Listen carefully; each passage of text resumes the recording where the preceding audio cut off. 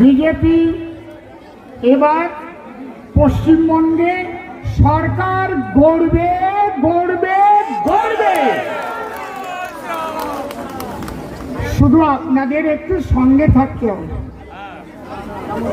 এই পরিবর্তন সংকল্প যাত্রা দিয়ে তারই বার্তা দেওয়া হচ্ছে।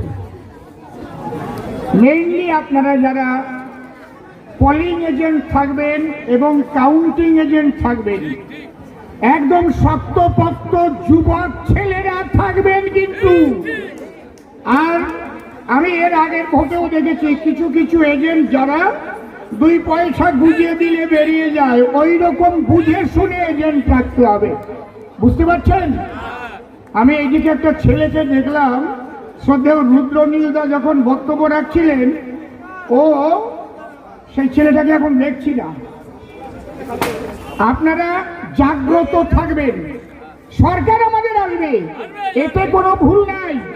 কারণ মাননীয় রাজনাথ সিংজি বলে দিয়েছেন যে পৃথিবীর কোন শক্তি রুখতে পারবে না এবার পশ্চিম বাংলায় বিজেপি সরকার আসবে। আপনাদের দেখে মনে হচ্ছে এসেই গেছে, আর দিদিমণির মুখ দেখে মনে হচ্ছে উনি সাগরে ভেসেই গেছে। বুঝতে পারছেন কি বলছি?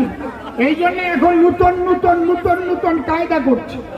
কখনো যুব সাথী, কখনো আবার লক্ষ্মীর ভান্ডারের টাকা বৃদ্ধি, আবার কখনো ধর্ণা, এইগুলো করছে।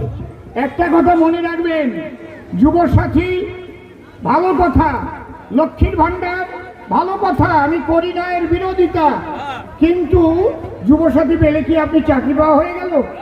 চাকরি পাবেন না, ভাতার দ্বারায় চাকরি পাওয়া যায় না, ভাতার দ্বারায় বিয়েও করা যায় না।